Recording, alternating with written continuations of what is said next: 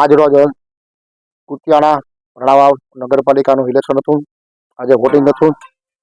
ખૂબ જ શાંતિથી ને સરળતાથી બધું મતદાન થયું છે.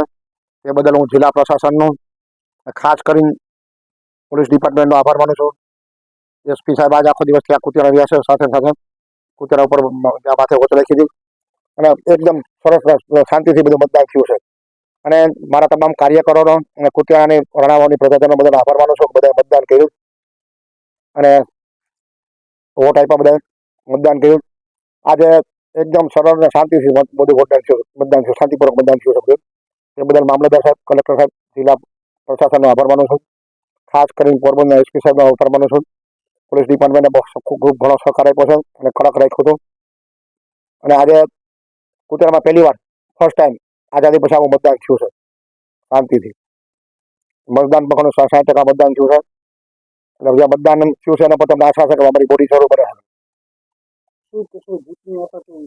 પ્રબળ, જોરદાર.